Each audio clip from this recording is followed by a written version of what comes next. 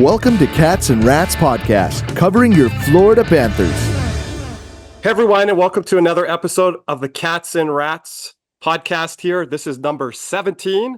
I'm your host, Kirby Lupo, alongside my co-hosts, Cody Stevens and Nick Levine. Probably sounds like you're hearing our voice a lot this week, and you are. We're getting a lot of interviews done, preview shows ready. We obviously wrapped on the New York Rangers Eastern Conference Final Series last time. And I just want to give another special shout out to Jason Strudwick from the Got Your Back podcast. He's an awesome guy.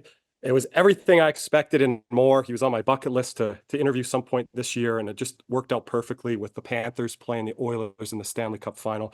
So Cody and I, we had an awesome time talking to Jason Strudwick. Maybe have him back on here in the future. So again, if you haven't checked out that interview, make sure to check it out. We have it uploaded to our YouTube channel as well. So make sure to subscribe there, and we've got it standalone there. So you don't have to listen to the entire episode. You can just go on there and listen to the interview there with Jason Strudwick. Yeah, this is the time. Stanley Cup Final, back-to-back years here for the Florida Panthers. I really think the storyline is it's the Panthers' redemption story arc of what happened last year against the Vegas Golden Knights, falling in 5 games in the Stanley Cup Final, versus all the press clippings that you guys are now seeing as Panther fans when it pertains to the Edmonton Oilers. This is Connor McDavid's year. It's cup or bust. That's what he came into training camp saying. They had enough of these early round exits or, not quite getting to the mountaintop. This will be their first Stanley Cup Final appearance. Pretty much, I think, for almost all the guys on their roster, especially the ones that have been there for a long time, Nugent Hopkins, McDavid, Draisaitl, Darnell Nurse. So this will be their first time experience in the Stanley Cup. And I think that's really the headline, guys, coming into this series. Panthers' redemption story, their experience in this moment versus the Oilers, having arguably, well, yes, the best player on the planet, but arguably 2 of the best players on the planet. And how are they going to handle all of this? They start on the road here in Florida first, and then they go back home to Edmonton, which you're going to think that's going to be some pressure on their shoulders in games 3 and 4. But before we get to games 3 and 4, we got to kind of break down this series. And we're waiting and itching to get started here. I know, Nick, you are. You got some stories to share with us. How are you doing, Nick? I'm good, Kirby. Yeah, a lot of buzz surrounding the city. Been going around town, Fort Lauderdale, and everybody's wearing their Panther hats. They're wearing their Panther shirts. Everybody's talking about it. You walk by somebody in the grocery store wearing a Panther hat. They're talking hockey. It's really cool, and a lot of buzz surrounding the series. Obviously, the long layoff only increases the anticipation, but you could feel the buzz around town, and we're getting closer. Game 1's right around the corner. Yeah, and you're starting to see a lot of the local news outlets, more one-on-one interviews with players that are going to pop up on your feed, whether you're on Twitter, Instagram, whatever. And that's neat to see because, I want the fan base and media, which we're going to get into here, Cody, in a second, to jump on board a little earlier than they do. But you're starting to see now a news today. I think Alonzo Mourning is going to be pounding the drum for game 2 of the finals. So you start to see this, the bigger names showing up now at the arena and the players getting more media exposure even than we're accustomed to seeing them get. But I know we're going to get into here. What are your guys' reaction of the fans, the media, kind of online communities right now leading up to this? There's so much time right now to talk. It becomes like an echo chamber, and you start to get lost in the muck with the opposition fans, and it's already starts like, I think the fan bases start to hate on before even the players do, because like this long break here, like Florida's locked into what they're doing. Edmonton is locked into what they're doing. Now there is some trash talk go back and forth. Edmonton Oilers coach, he had a interesting quote there. I know, Cody, you're going to mention a quote with the Panthers media, I believe. So that stuff has started a bit. But again, it's with the fan base because you're waiting to get going here. But Cody, what are you going to share with us here off the top? I know you want to get something off your chest. I mean, I knew this was going to be something with dealing with the Edmonton media, who Kevin BX so famously called the Edmonton meat, because they're dead and they're brainless. It's just, I think when the Panthers are being talked about, I think right now, I think there's a huge, and I mean huge, misconception on what this team is, because I feel when you hear a lot of people talking about the Panthers, they're saying, "Oh, they're just going to be physical, nasty, and they're just going to try and bully the Oilers this series." Some of that may be true, but that's not the reason, like the only reason why we're here. Because if that's the case, then I'm sorry, then like we're back into the early 2000s when you just need a bunch of big guys who can hit and you can make the Cup final, a la the New Jersey Devils with Scott Stevens at the helm. And if that's the case, the Rangers would have outskilled us last round. I mean, it's it's just right. We're it's not just getting credit with the star power that we have. Like it's when they're like Carter Verhaeghe, is he getting talked about? Sam Reinhart, is he getting talked about? No, I like don't know. no, because Zach Hyman is on the other side, and him and Reinhardt have had similar years where all of a sudden they have boomed into these 50 goal scorers now. Bobrovsky gets credit, but Stuart Skinner, the emergence of him playing good again. So you get all these players on the Panthers just buried down. I'm seeing a lot of publicity for Gustav Forsling. He's getting a lot of credit and pub. But yeah, like guys like Carter Verhaeghe, Sam Reinhart, it's like these are dangerous players, and they're not getting their just due right now. I don't it's feel. Just and the one thing I really have a big problem with is the Panthers are not getting enough credit as a defensive structured team. Nowhere near it. Like I believe the media believes like, oh, they just kept hitting Kucherov, Pasternak, and Panarin. That's why they were scoreless. No, we didn't. We never gave any of those guys time and space. That's why they never scored. Our defensive structure drove them mad. They had no space to operate. And the only guy who really did the best what he could with limited space was Pasternak. Like Kucherov was a ghost. He was horrible. And Panarin, I mean, shoot. I mean, after the conference finals was over, I saw about 5 or 6 different Panarin trade proposals. Braden Point, what a 50-goal scorer. He was a ghost. Yeah, and same with Boston really didn't have that much firepower on the front, but and I put Point almost on the same level as Draisaitl. Everyone's like, well, how can you do that? Put Braden Point with Connor McDavid on a power play. See how much goals he'll score.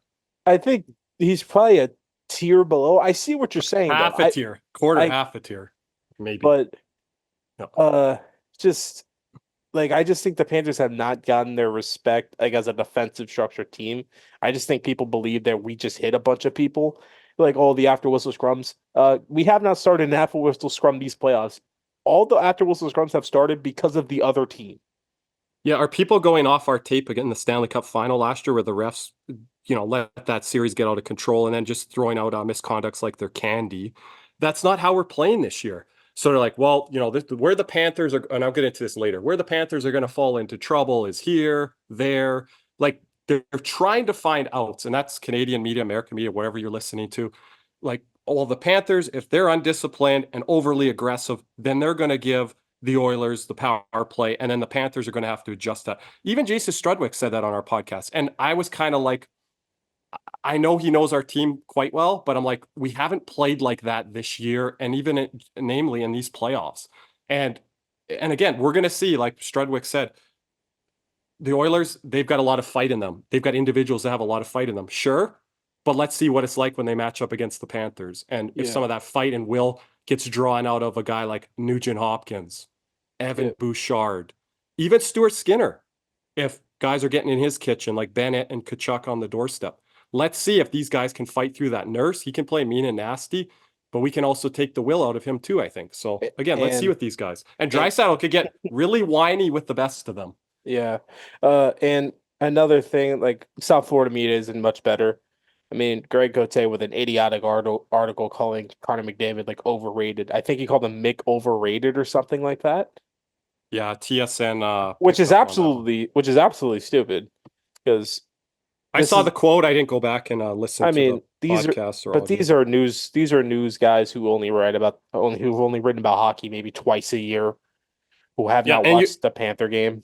And then you're giving the other team bulletin board material, whether it means anything to the Oilers or not. Who cares? But like, we don't need guys jumping in on part-time duty, part-time job, and giving the other team bulletin board material. Do we really need that? No. As content creators, as the Panthers media that does this year round. I don't know. I don't think the industry really needs stuff like that. But clickbait and all that, have fun with it. Break down this series. I mean, I'm excited for this one. You guys jump in. I want to start with 3 keys to the series. We didn't talk off the air. go whatever direction you want here. Nick, if you want to jump in first, something that's pivotal. I've got an obvious one. I hope you guys don't take it, but I can pivot off of it. I think styles make fights. And if you're a Panther fan, you should be very encouraged going into this, gentlemen. I've seen in my DMs, I've seen on Twitter with people not even talking to me. They're scared. They're frightened. We're playing the best in the world, Connor McDavid. I don't get this mindset from our fan base, fans that are jumping in now during this playoff run or that have been here all year long. I don't care, whatever. I don't get the mindset of, well, we've got to contain Connor McDavid and like I feel like he's going to go off on us and like he could kill us. Yeah, there's a 20-30% chance that this could be a Connor McDavid series and no one else. Okay, he's best on the planet. There's a possibility. I just want to say this. I just say like this is not LeBron James, Michael Jordan. Like Dan Marino, he was like one of the best quarterbacks, never won. That's a team sport. Right, it's a team sport, everyone. Okay. And me and Nick could speak on that too with our Dallas Cowboys. You have to surround your superstars and stars with a complete team. So all this negative energy that I'm seeing from certain Panther fan base, I'm scared of this. It's fans that are just overrating offense, that are putting it all on like superstar players that are going to bring it home. I understand the hunger in Connor McDavid and that he probably wants to get the job done the first time that he goes to Stanley Cup. But if I go back in time, didn't Wayne Gretzky lose his first Stanley Cup? Yep, against the Islanders, lost in 5. Yeah. And so did Crosby. Crosby against the Detroit Red Wings. I was just watching Nicholas Lidstrom the other day hoist the Stanley Cup because he's the first European captain to ever do that. They showed him on an Instagram reel. So Crosby lost his first time. Wayne Gretzky lost his first time. Why are we anointing Connor McDavid to win the Stanley Cup? And especially if we're Panther fans. If you believe the Oilers are a better team and you're making that as your selection, fine. But don't base it all off of one guy or because they could produce more offense than us. Look at the numbers across the board. They're very even. Nick, go ahead. Sorry, jump in on there. I just wanted to say that, yes, we're not going to shut down Connor McDavid. There's very little chance. Nobody does it, right? But at the end of the day, like you said, it's a team game. And I'm just saying, if it was that unstoppable, right? Connor McDavid would have 2 or 3 Stanley Cups by now. Right?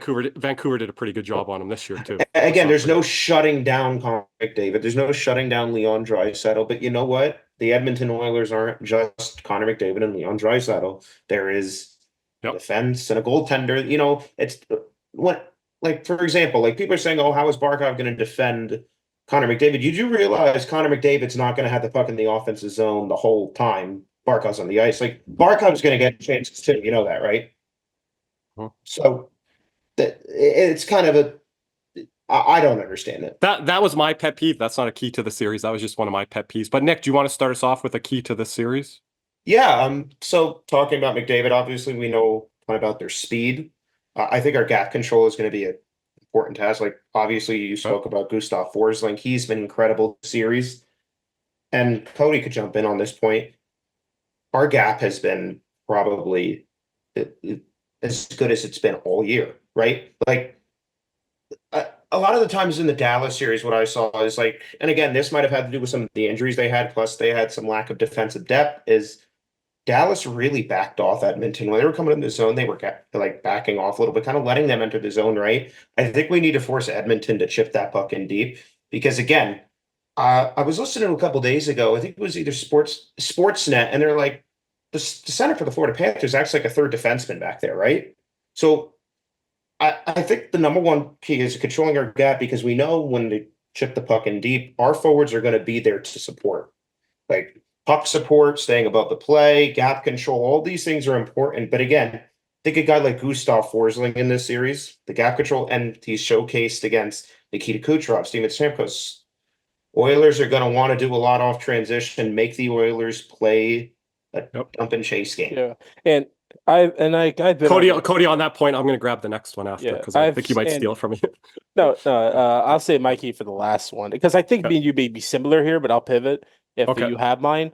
But more on the gap control, like Nick and Kirby could attest to this because we watch every playoff game as much as we can. it felt like at times Dallas just let Edmonton do whatever they wanted. Yes, through the neutral zone, Yes. easy ice. It They're was, just Their giving gap control wasn't bad, And here's but it the was thing, easy. but they're easy giving ice. them the ice. They're backing up. And again, part of it could be like, for example, Chris Tanev got hurt in that series, right? You know, there's been some talk about Dallas just running 5 defensemen Rope in that Hintz, who's a series. pretty good defensive centerman, right? Yeah, and it's just, but that power play goal, that highlight reel goal, which was amazing, like the handle was ridiculous. That's not happening against us. And if they do it once, so be it. Golf clap. Good job. You think One goal. like that's Ekblad's side. You think Ekblad's just gonna make himself smaller and let McDavid get to the slot? No, he's getting put on his behind there. Are you kidding me? Like it was just mind-boggling. And for those of you who don't know, Dallas was Kirby's Stanley Cup pick at the beginning of the year. So you see how highly he thought of them. And me and him President's trophy too. and They were not far off. like I think we can speak all three of us. We were disgusted by Dallas. Disgusted. Yeah, that didn't seem like the Dallas And Stars. I think we talked about it a couple weeks ago. We were talking about that game. I think it was you, Kirby. Game 3 overtime against Vegas versus Dallas in the first round. Me and Cody were watching that game. I was that was really bad. That was really bad. Two great teams and organizations, but that game and that overtime was pitiful. And even Game 7 against Vegas and Dallas. Like again, and I'm not here to but we're talk just down what Edmonton did, but. Yeah. Oh, I lost Nick there for a second.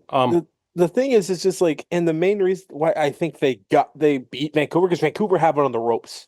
Do not get me wrong. Like they came back. Yeah, Vancouver let them off the hook. Well, here's the thing: they lost Brock Besser for Game 7, who had a hat trick in the series. But again, the Canucks have Petey that's not playing well. That's your superstar. That's not a problem for us. Like also, we're getting guys shot suppression thing, quite well. The whole shot suppression thing, again, not taking credit away from what Edmonton did, okay? But I just want to put this in a little bit of context, right? Edmonton plays LA, and let's be honest here, Edmonton far away a better team than LA was, right? Also, Cam Talbot, I think David Riddick was the other goalie.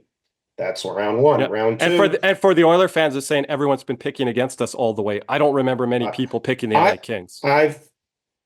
In round 2, Archer Sheelaw is a third-string goalie. And again, I know they say, look, we stopped Vancouver to all these shots. Well, if you go back and look at Vancouver versus Nashville, I don't think Vancouver had 25 shots in a game that whole series, and if they did, it was once. Right? Yeah, there were some players on Vancouver, like I said, Petey, that just did not show up. That series was, for the average hockey fan, that series was boring because it was block shots. Like, it was nasty, gritty hockey, and it was just... Yeah, that's Panthers Islanders there.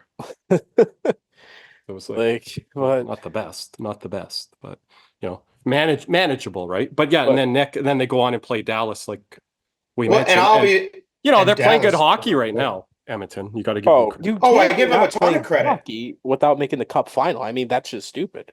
I'm not taking away with what Edmonton did. The problem I kind of have, and I've seen this throughout Canadian media, it's almost like about a week or two ago, everybody they were talking about buying out Darnell Nurse's contract. And now I'm seeing tweets that Darnell Nurse is excellent. There's no problem with him. He's been enforcing this, that, the other thing. Nick, I don't understand that. You don't understand. That is Edmonton Oilers Twitter, and Cody can attest to this with his girlfriend being a Canucks fan. That is Edmonton Oilers Twitter in the middle of November. Every year. Like a player that is a whipping boy, which Darnell Nurse has probably been for majority of 3 seasons now, Cody, maybe, online. Like, get rid of this guy. He's not what he used to be. Right after he signed that big contract, he's not the same player. It's been like that for 2-3 seasons. And if we're being real here, I think I've said this multiple times in spaces. Him and Seth Jones messed up the defense market, and it's still messed up. Oh, yeah, and you don't just get Edmonton fans jumping in on that. You get fans from all around the league jumping in on that stuff. So it's crazy. Again, Oilers Twitter is a different animal. Yeah. But I want to get to my key too, but don't. All right. Because Darnell Nurse, isn't a part of my key. Are our keys the same if you're catching my drift here? I want to jump in here. So again, gap control is next. He's kind of talking the Florida defense. I'll jump in with number 2 here. This is what is going to determine the Stanley Cup to me.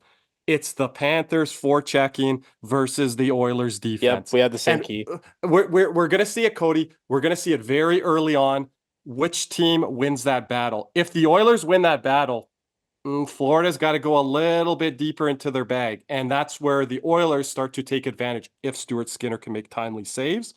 And if the Oilers, which we think will happen, but we never know, wins the special teams battle. Again, we're going up against a very strong special teams team in the Oilers, not just their power play, but their PK. So that starts to become a factor. But if we're talking 5-on-5, and that's the Panthers' bread and butter. If they can get on top of Evan Bouchard, if they could get on top of Darnell Nurse, Desharnais, whatever defenseman is in the lap, Cody Ceci, very leafy, used to play with the Toronto Maple Leafs.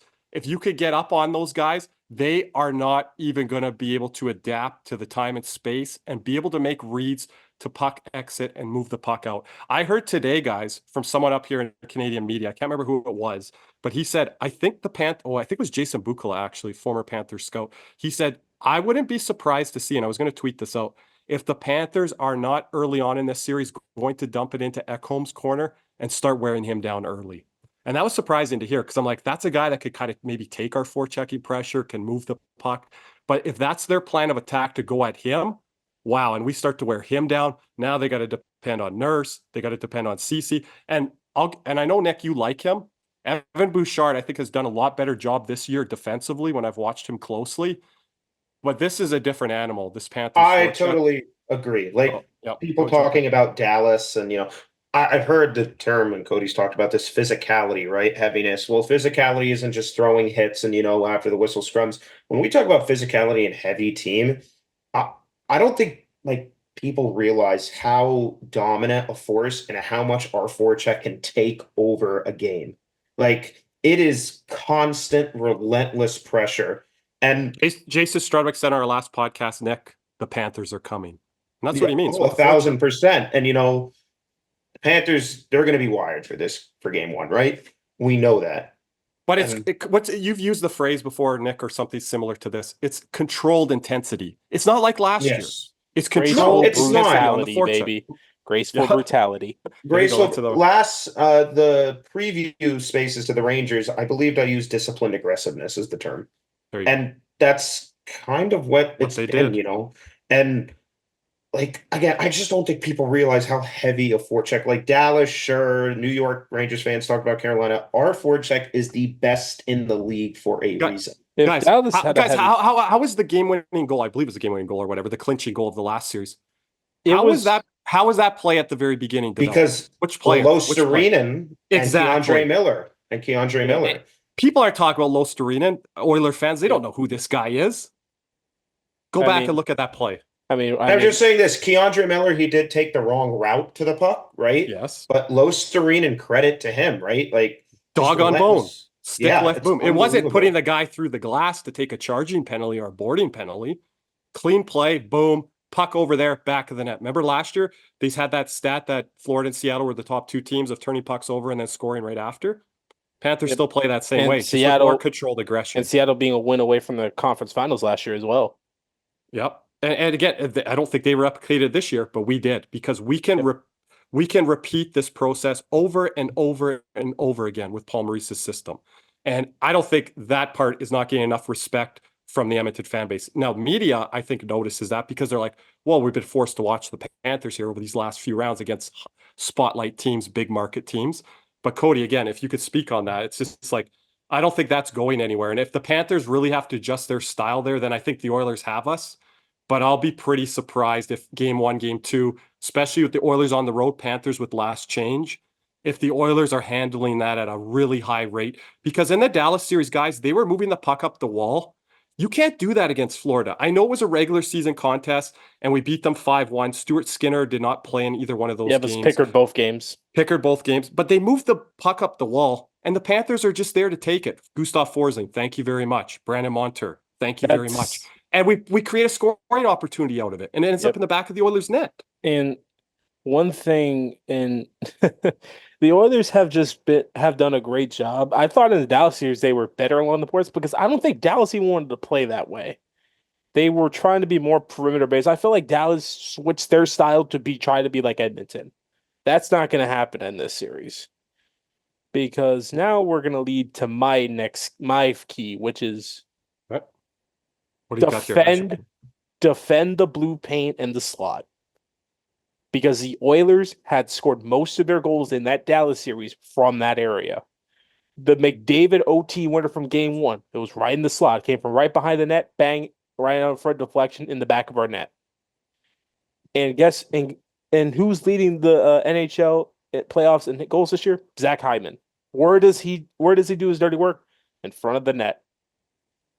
Aaron Ekblad, and Nico Mikkola, whoever, it's usually those two boxing out in front, are going to have a heck of a time this series with Zach Hyman out in front. Because let's just be real here. He's probably been the best net front this year in this season. Like I said, the preview versus the Rangers, I said Kreider's been the best last 3 to 4 years, which is true. Yeah. Hyman's been the best this year. And like I said, but if the Panthers neutralize McDavid's speed coming through the neutral zone, that takes away a lot of that net front presence from Hyman. Yeah. But if the Panthers have trouble with the McDavid speed coming through the neutral zone and going wide, Cody, then Hyman becomes a bigger problem.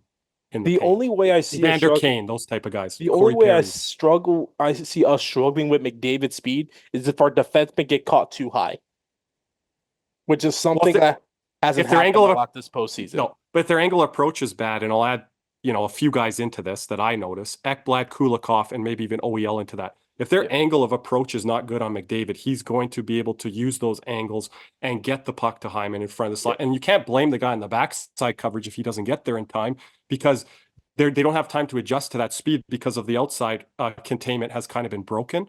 So I think that plays into a lot of the net front presence with the Oilers. And it's just like the Panthers neutralized the Rangers net front last series, except for the game 3 OT winner that everyone flipped their lids over. Thank God I didn't see it.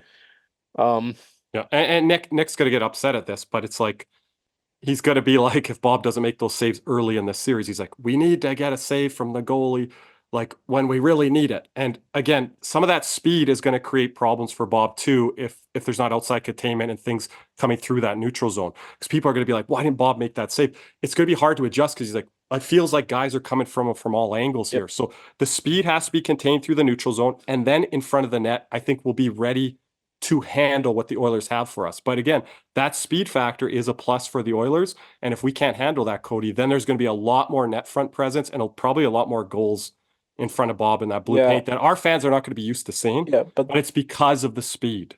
Yeah, but the only way that speed really becomes a factor is if we're turning the puck over.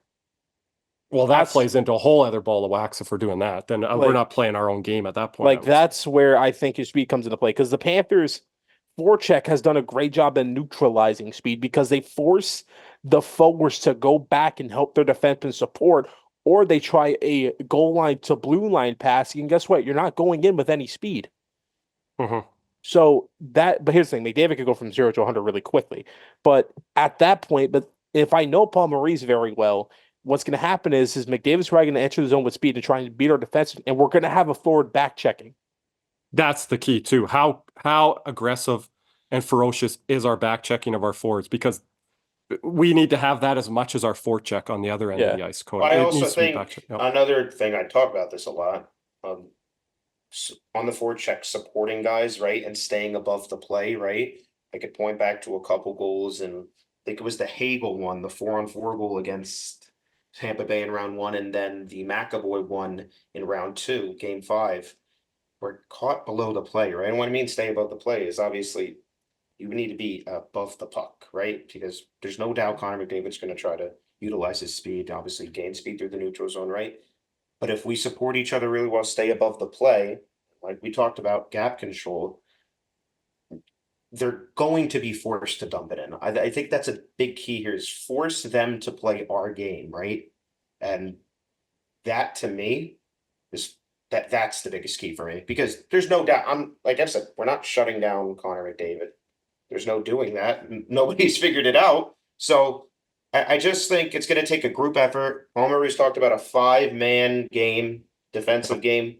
A little bit of talk about our man-on-man coverage. Maybe we'll switch to a hybrid, obviously, McDavid one-on-one.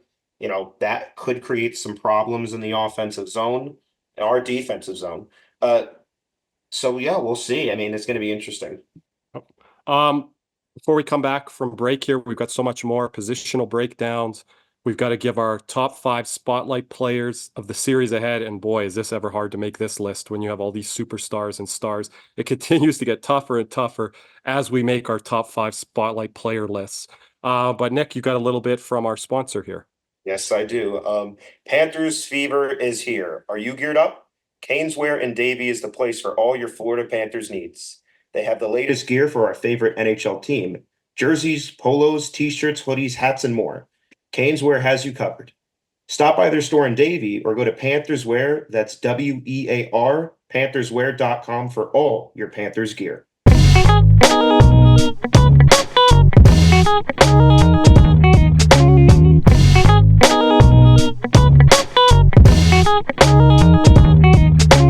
I wanted to get to this on our last podcast, but let's get to some viewer feedback here, comments on the Stanley Cup Final. Gentlemen, jump in whenever you want here. This is from our main man, Fabs here. He said, feeling confident about this series, but I'm worried about Stuart Skinner, as he might go on a heater here after beating Dallas, just like Aiden Hill did last year against us. Maybe that's just PTSD, though, saying that. And then countering that was Coach Tiny saying, Skinner being inconsistent will be the downfall for Edmonton. He'll probably have 1 or 2 good games, but I just feel we will get to him. And our forecheck and physical play, like we just talked about earlier, will get us over the top. Panthers in 5, maybe in 6. Any comments there, guys, on Skinner? The only game I'm like, well, dang, Skinner played a good game was Game 6 against Dallas. But even then, I felt like they didn't test him. And another point, Stuart Skinner is not playing behind that Vegas defense. Vegas we could not get anything past them. They were multiple layers in the defensive zone, blocking shots. Edmonton is not doing that, and that yeah, go ahead, Cody. Like if we're being really like the only guy, like Bouchard and Ekholm are like the only 2 that I think would crack Vegas's defense pairings last year because Nurse ain't making it, CC ain't making it, and DRNA ain't making it, and neither is Kulak. Yeah. This is from 01, just to wrap on the Skinner front. Can we beat Skinner? I know he's nowhere near close to the goalies we've faced, but we also don't have a point of reference since we didn't face him in the regular season, if I remember correctly, and that's right, like we said, Pickard got both the starts against us this year. It's just with Skinner, I just think like in past series, like we only got 1-2 softies per goalie per series. Yeah, there wasn't much afforded to us. Swayman only gave up the 1, and that ended up becoming the series winner. Shesterkin, the first goal of the series and the Lundell goal pop out. And I think you guys were hard on Vasilevsky. I thought he was pretty solid. The softie was the OEL one in Game 4, but they won that game, so it's not as amplified. Here's what I'll ask. Is Stuart Skinner going to outperform any of the 3 goalies we have already faced, in you guys' opinion? It would be if they win the Stanley Cup convincingly. Then at what chance do you put it? Less chance than it's a McDavid series, like I said earlier, where he just goes all world on us and just takes us out. 7.46%. Yeah, I was going to say 10% or lower. Like for me, like Stuart Skinner, and another thing is like he's been playing well recently, and so have some other Oilers. It's like, how well does this rest benefit them? Is this so they kind of, they were just playing really well and they were in a rhythm? Now Stuart Skinner and some of these other guys, they get 5-day rest, 6-day rest. Does it take them out of their rhythm, right? That could be something to look out for. Yeah, and the one thing with Skinner is just it's just there. I bet he has a lot of puck marks on that Edmonton logo from last year because that's where all Dallas was shooting at him.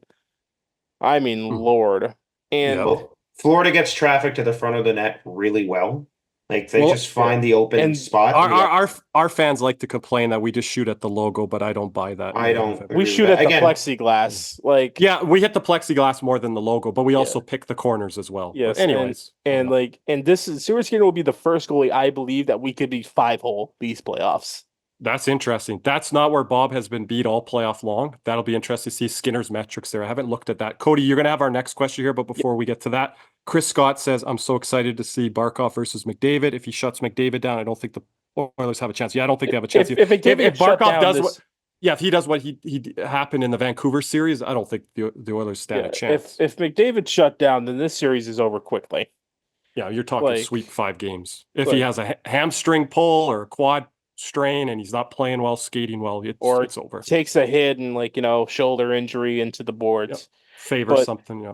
But we have Mr. Kubice saying, just play our game. It's not going to be easy, but we got to be ourselves. And that is something that is paramount because I feel in the Dallas, why Edmonton's here. One, they forced Dallas to play their game where Dallas was not good at it at all and they just never adjusted out of it. And and Florida has dictated play except for maybe the last time Florida played relatively bad was probably game 6 versus Boston. I know game 3 against New York was the one this series that people are mad about, but I didn't think we played horrible that game. We played worse in the Boston series, especially the back two. Yeah, and before we get into our positional breakdown, I think this is a good lead in here as Nick, you're going to cover us for the forwards off the top here. This is from Scuba Doc. Given the assumption of the top 2 lines canceling each other out, how do you guys feel the bottom 6 having any advantage versus Edmonton? Edmonton fans claiming they're going to ring up 5 to 10 goals a night is ludicrous. Can you see Bennett averaging a point or 2 per night? He's on a heater lately. Well, now we have Bennett kind of entrenched in the top 6. I'll answer that most recent question. I don't think he's going to do that. I don't think he's going to average a point or 2. He's averaging 2 points a night. Get bet up for the Conn Smythe. I mean, oh my Lord. But I will say this. You take a look at our centers. Now, do you want to get into positional breakdown here now? We'll get into a positional breakdown here. Anton Lundell has played 16:36 of average ice time per game. Well, Sam Bennett's only played 15:24. So it's kind of look at the emergence of Anton Lundell, obviously the way Sam Bennett's playing, and then Alexander Barkov being Alexander Barkov. I think when we talk about matchups, right, Kirby, we talked about this in the first half, about matching up and the home team having the last change. I think that's going to, obviously us having the last change is going to be beneficial, right? But I think Florida... This is bigger this series than the New York one, because the New York one was about not putting them on the power play, which is the same here with Edmonton, but 5-on-5, I think this is a bigger element of this series. I would agree, but I also think that Florida is relatively comfortable. Obviously, they have their preference Barkovs out there with McDavid, but I think they're relatively comfortable with, any matchup that really comes their way, right? Even Stenlin. Even Stenlin, if it comes to that. But I think a guy like Anton Lundell, who's you take a look at our 3 lines, right? Lundell and Luostarinen are both on our penalty kill. Evan Rodriguez and Sam Bennett are both good 2-way forwards. Matthew Tkachuk's obviously going to bring the physical element and everything else he is a lead at. Barkov, Reinhart, we know the type of defensive players they are. So when you take a look at matching up against other forwards, obviously McDavid and Draisaitl, and I'll just go through the lines here. Edmonton is making a change here on the line. So last game they ran with Corey Perry and Ryan McLeod on the second line. They moved them down with Leon Draisaitl. They moved those 2 players down to the fourth line with Derek Ryan. Andrew Kane and Dylan Holloway slot up to the second. So the forward core for Edmonton is McDavid, Hyman, Nugent, Hopkins, which we probably give that as big as every that advantage to Edmonton. The second line, when you talk about Draisaitl, Kane, and Holloway, I really think that Florida might have the slight advantage there. Now, I know Leon Draisaitl makes that very close, but again, Andrew Kane versus Matthew Tkachuk and Evan Rodriguez versus Dylan Holloway, the way they've been playing, and again, it's going to be about stylistic play. I think we could force them to play our game, and I think that line is going to be really effective. And then the third line, and I know I've been watching a lot of TSN on YouTube here this week in Sportsnet, right? And they're talking a ton about that Luostarinen, Lundell, and Tarasenko line, right? And coming off that unbelievable game in Game 6 against the New York Rangers. And I really think that line against Henrique, Connor Brown, and Matthias Janmark, and again, I like the way Connor Brown has played this postseason. I think he struggled in the regular season, kind of found his footing here in the playoffs. But Janmark and Connor Brown, I'm going to be on like Tarasenko and Losterinen are clearly better players than, and the way Anton Lundell has been playing, I would argue he's better than Adam Henrique.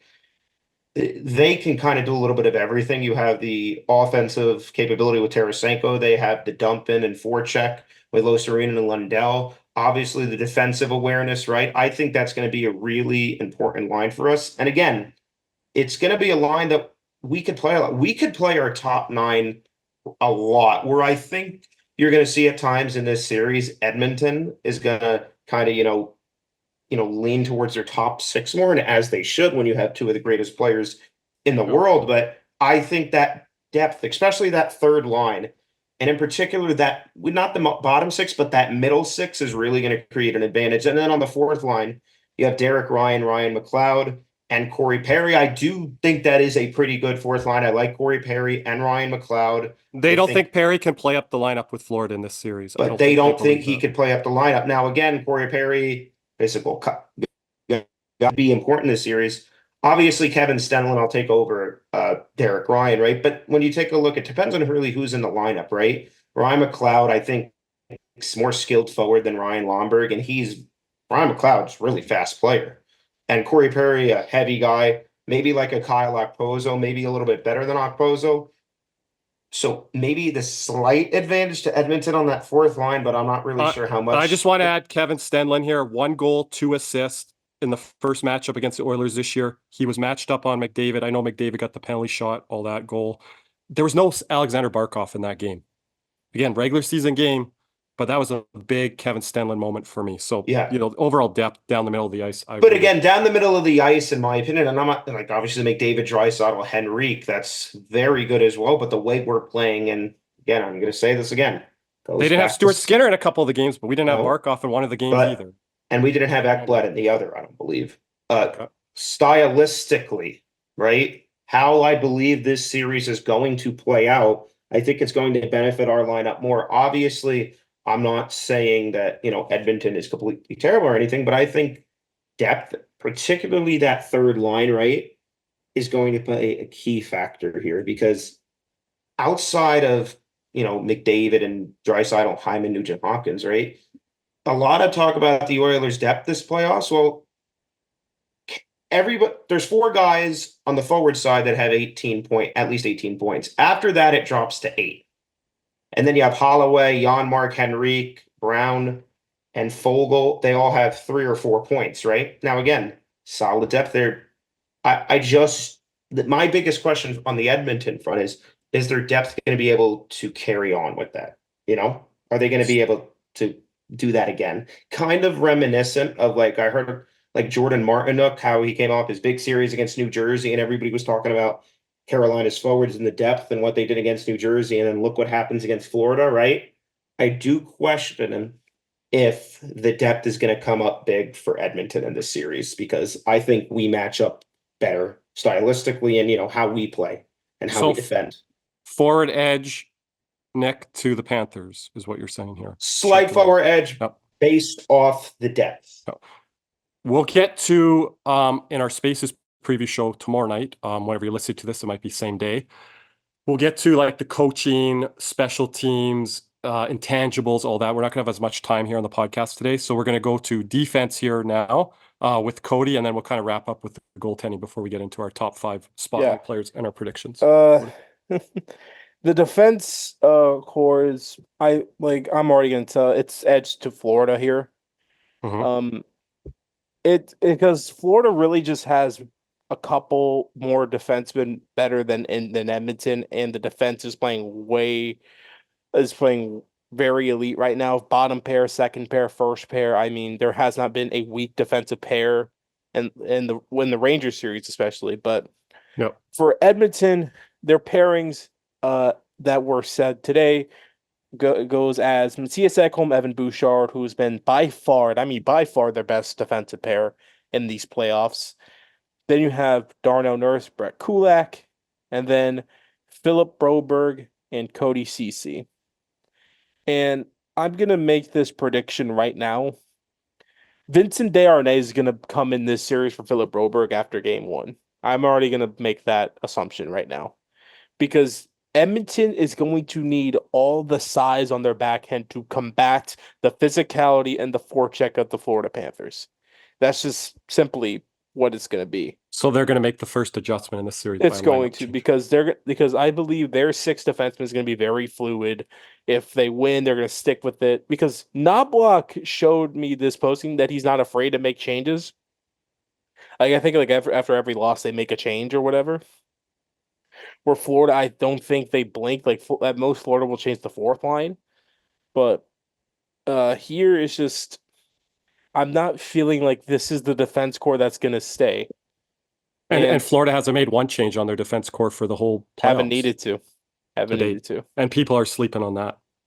And it's just and like and each pair are going. Where I think at Edmonton, I think they've always had two pairs going and one pair kind of holding them back a bit. Mm-hmm. Which is going to wear them down if they're taking extra minutes against a team like Florida when third periods roll around. Where Florida, they just roll all three pairs, and all three pairs have done an amazing job. Yeah, you're not seeing no Josh Mahura with 8 minutes a night in the Stanley Cup Final. Like you're seeing minutes played here by Kulikov, OEL, across the board. That middle pairing I felt in the Rangers series was playing like a first pairing for the Panthers. But the first pair was the first pair also in that series. Yeah, we had two first pairs, I felt. Shutting down the Rangers because you can't just shut down one or two guys. We had to shut down 3 or 4 guys, and we ended up doing that, including Adam Fox on the back end there too. Yep. So, go ahead, Corey. Edge to defense to Florida just because if you just look based off like it's mainly the bottom two pairs that make the difference. Like if you want to say the first pairs are a wash because Ekholm Bouchard has been phenomenal this postseason. I mean, I can't really. I mean, Kirby, we've watched the Oilers. I mean, that pair has been great for them. Yeah, that's the big catalyst to why they're here. And I would consider first pair like a wash at this point because both first pairs have been great. But the bottom two pairs you can't be any more differently. Now the key is what Aaron Ekblad are we getting? What Darnell Nurse are we getting? I think that is a big play in this series that will really be breaking down game in, game out. I already know who I'm putting my money on. So okay, Edge there. And just goaltend really quickly, guys, because we got to get into this. We'll talk more goaltending on our Spaces preview show. I just look at the numbers. Panthers in the regular season allowing 2.42 goals against per game. That was like narrowly second best, just finished behind Winnipeg. In the playoffs, it's got even better at 2.29, which is second among all playoff teams. The Oilers have got better too. You got to give them respect. 2.88 goals against per game in the regular season. They've dropped it to 2.61. But I just feel Bob is in a zone right now. If Bob can carry over to what he's been doing here, he's getting the same amount of rest that the Oilers are. So I know sometimes Bob with rest isn't always the best thing, but I think he's focused, locked in from what happened with last year. Well, I don't know, some of the numbers. Last year, it was different because he was on such a heater. He couldn't afford rest. Now, I don't think he's like, it's not like, oh, Bob's on a heater. It's just, I think Bob's just playing solid. Yeah, and he hasn't been overworked. It's like if the Oilers want to fire 10, 15 shots at him per game here, that works for us. And some of them are going to be high quality. Also think we've been very fortunate with rest. Like coming off a Stanley Cup Final run last year, I think that's a part not a lot of people talk about. It's like our rest has been consistent. Like about we've been very fortunate. Like we got a lot of time off from the regular season coming into the playoffs, and we've gotten a lot of time off in between rounds. So coming off a Stanley Cup Final run where, we often hear the term running out of gas, right? I think this rest for everybody, in particular Bobrovsky, is extremely important. Yep. And one last nugget with Edmonton goaltending. Yep. Remember, they got their coach fired at the beginning of the year because their goalies couldn't make a save. Yep. Good goaltending makes excellent head coaches. So, we'll get into that a little bit more. Obviously, we covered that a bit earlier with some of the fan questions there. But I think that is a definite check mark for the Panthers there. Yep. And it should be going forward in this series. Okay, let's get to our top 5 spotlight players, and then we're going to wrap with our X Factor and our series prediction. I'll go to mine first here. Very difficult to pick. Couple honorable mentions here. Matthew Tkachuk and Evan Bouchard didn't quite make my list. That could be surprising to some, but this was very hard to kind of put together. I had a hard time leaving Tkachuk off, but I could see him being the 5th, 6th best player in this series, even if this series goes the way of the Florida Panthers. I had to go with number 5, Carter Verhaeghe, Mr. Clutch. I think not only are the Oilers fan base sleeping on a guy like this, so is the media. I think he hasn't popped off for these big moments, these huge moments like he had last year in the Stanley Cup Finals. Of course, he had that overtime winner against Tampa this year in the playoffs, but I think this could be a Carter Verhaeghe moment here or there. If he scores 1 or 2 big goals in this series, I think you can definitely argue for him being a top 5 player in this series. Number 4, you guys might be surprised by this, but I think it's going the way of the Panthers. Number 4, I have Connor McDavid. I don't even think he's going to be the best player in this series for the Edmonton Oilers. I think there's going to be moments of Connor McDavid, but you have to grade him at the level of where he's at. And if you look at that Vancouver Canucks series, I don't think you could put him necessarily 1, 2, 3. You'd have a couple Canucks probably in that realm there. So if I think this is going the way of the Panthers, I've got Connor McDavid at number 4. I could look silly on that, but I could look really good on that too if he's a little underwhelming in this series because there's a lot of little risk. Little risk. Number 3, I do like this guy. So, sometimes I do favor him. I think his big body presence, and if he plays with that physicality and veracity, and if he's really good on the power play for the Oilers, I think he is a top 3 type of player in this series. I think it's Leon Draisaitl. He is like the Mark Messier of the Oilers. Like last year, if you look back, he was the guy dragging the Oilers early on in that playoff run before they got knocked off by the Vegas Golden Knights. His numbers were ridiculous, off the charts. He is a guy that I feel can hurt us more than McDavid when we are 5-on-5. We have things in front of us. We're controlled with our defensive structure. And if we give them power play opportunities, that's where Leon Draisaitl can expose us with that deadly one-timer. So I'm going to go Leon Draisaitl 3. And then 2 and 1 was hard for me. I don't think you guys might. I think you guys might not have this guy on here, but if I really believe this is a Panthers series and it could end potentially short here, Sergei Bobrovsky, number 2. I don't care if he gets 12 shots a night, 15 shots a night, 20 shots a night. He's going to have some high danger scoring chances coming at him from the likes of Connor McDavid, Leon Draisaitl, even Evan Bouchard from the back end, and even some of their depth that gets slept on with Nugent Hopkins, Hyman, Evander Kane.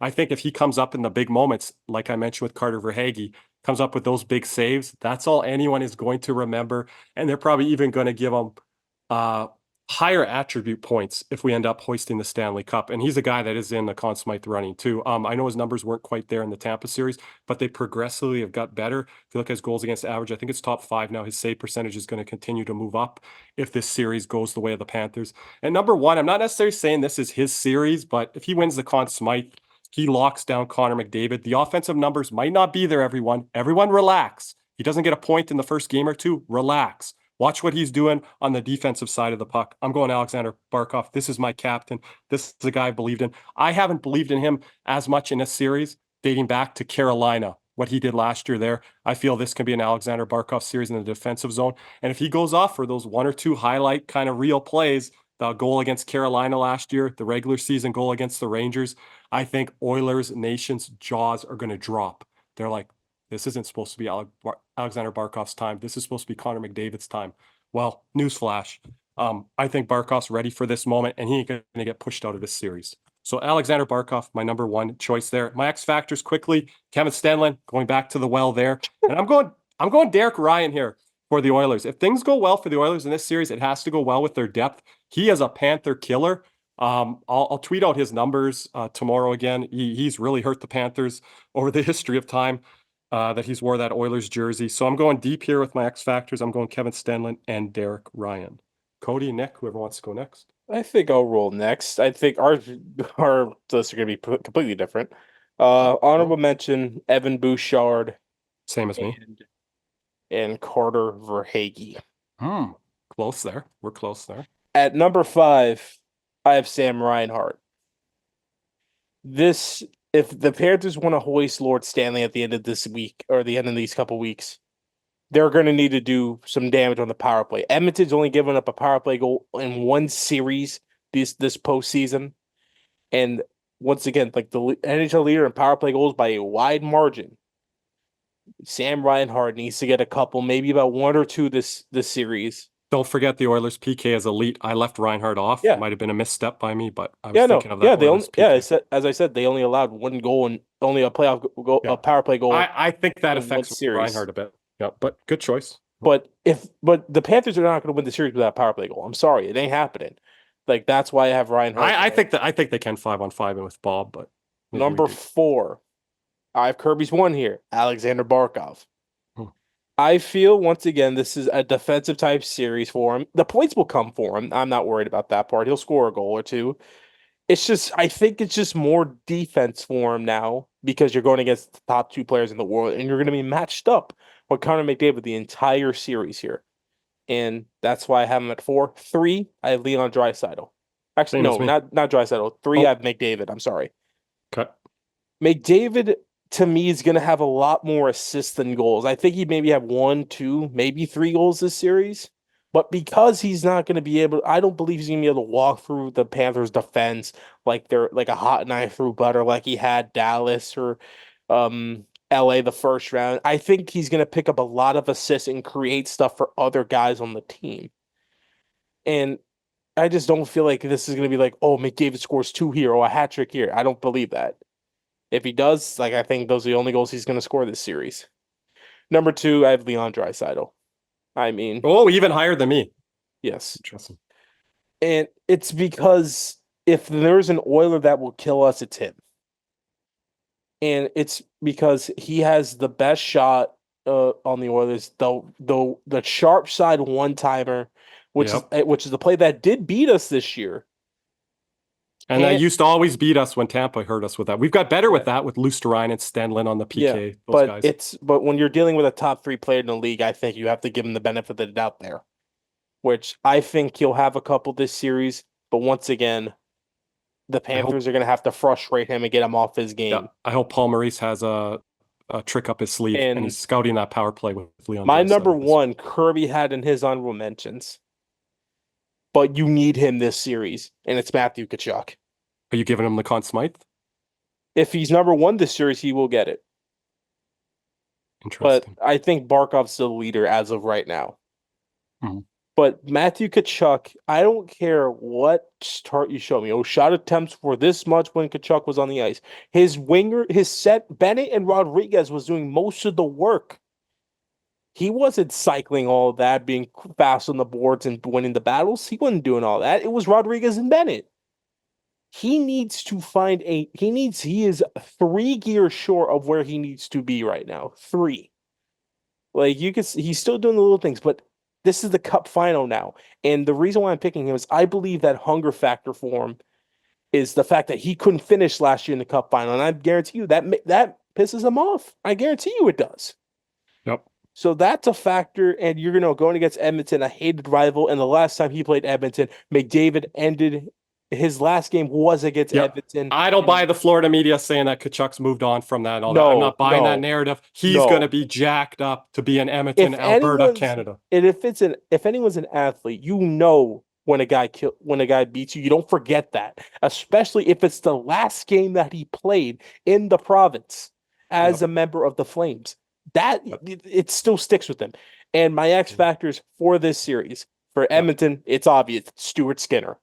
If he plays good, they have a chance. If he doesn't, they're screwed. I know my other co-host, Nick, wanted to maybe put him on his list, but we're going to mark you really harshly on that, Cody. He better be good to get that mark there.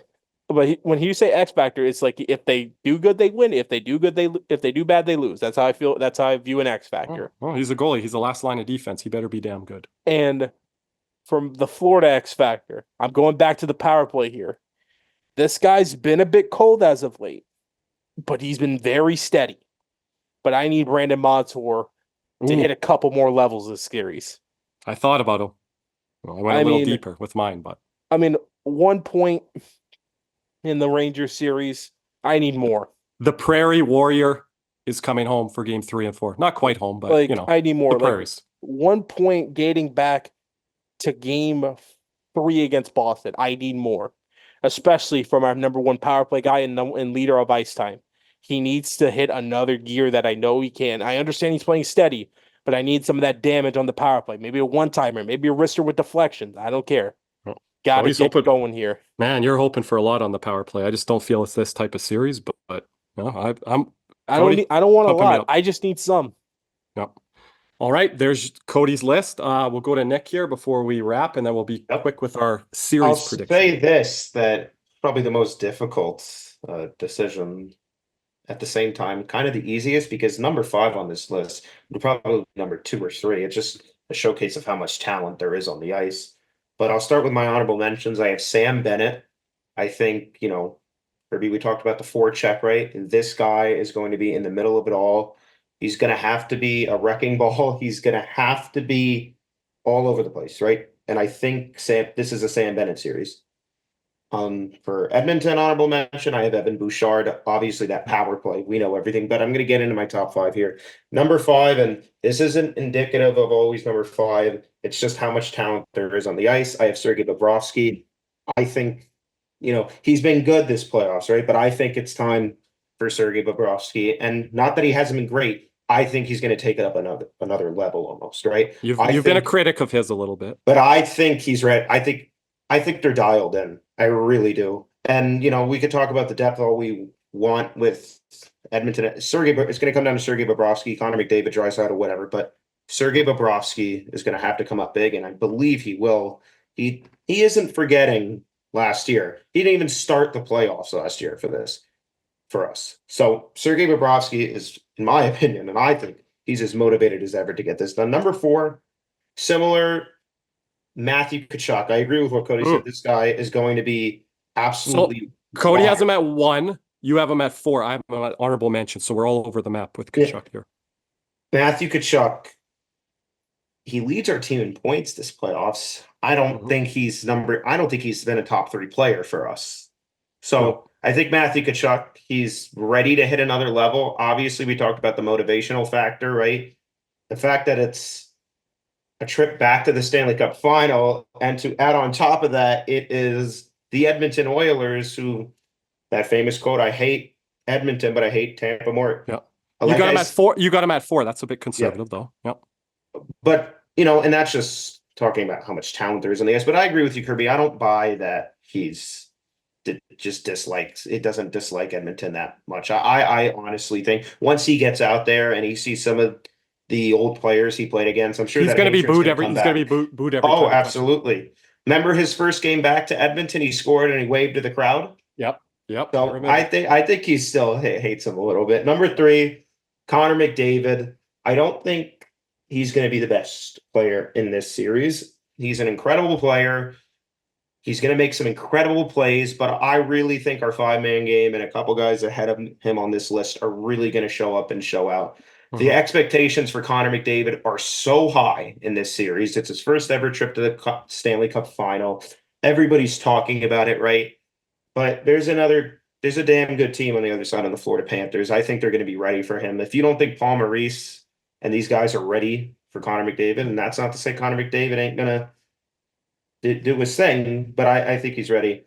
Number 2, I have Leon Draisaitl. Again, like you said, Kirby, I think this is the guy that can really hurt us in every facet of the game. Yep. You got him high up like I do. Long center.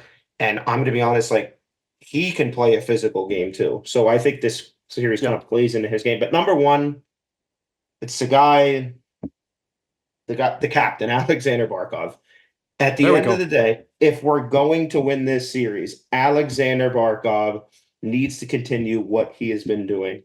And I don't want to say I'm upset with it, but everybody's talking about Matthew Tkachuk and Sergei Bobrovsky, and they had talked about Barkov, right? But I really want Barkov to get that Conn Smythe, man. I think he's been here so long. He works incredibly hard, and he's got one final challenge on his plate, and it's probably the most difficult task he's faced in his career.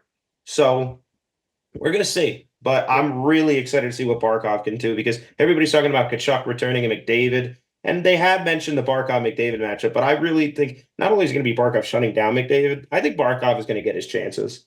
So that's my top 5. For my X factor, I'm going to go for Edmonton, Dylan Holloway. I think that, the guy moving up into the top 6, he was a little bit lower down in the lineup. He's a fast skater, former first-round pick, I believe. He's going to be key in this series for Edmonton if they want to get some extra depth going. And we're talking about a physical series. I went between a couple guys, some forwards and forechecker, but this guy has been so good the whole freaking playoff. I'm going to go with Dmitry Kulikov. I really for some reason, it's just a gut feeling. I think this guy former Oiler. Yeah. I think he's going to have a monster series. He needs to be laying big hits. He needs to be clearing guys out in front of the net. he left for a long time. This is his original team, right? I think he's going to be one of the more pumped up guys to come and play in a Stanley Cup final, right? So for me, I think Dmitry Kulikov, and when we talk about penalty kill, we talk about physicality, right? He is my X factor, and I'm looking for a big series from him. I like that. I like that X factor there. Guys, we're wrapping up here. We're going to save our series prediction because we'll go a little bit more in depth on it for our Spaces preview show. So if you want to hear what our series prediction is, got to tune in to our Spaces preview show. It's going to be Thursday night. Just getting my times ready here, 8 p.m. Eastern time. So tune in for that. We'll go really in depth on what our series prediction will be. We'll have an Oilers content guest, panelist or two, and then we'll take some of your questions as well if you are there live with us. Just before we wrap up as well here, make sure to follow our YouTube channel. It will be in the show description notes. Make sure to follow our Instagram page as well, Cats and Rats Podcast. That'll be in the show description notes. And we might go Instagram live before game 1 or before game 3. So be ready for that if you are more on the Instagram side and not on the Twitter side. So we're going to try to give you guys that option as well. Since it's the Stanley Cup Final here, we're producing a lot of content here for our followers here this week. But I want to thank Cody and Nick, as always, for their time here today. And as we always say on the way out, let's go, Cap.